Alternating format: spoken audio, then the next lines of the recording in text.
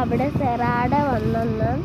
അപ്പോൾ ഞങ്ങൾ കയറി. അപ്പോൾ നല്ല തെളിയൊക്കെ ആയിരുന്നു. പിന്നെ പെട്രോൾ പമ്പിൽ കയറി.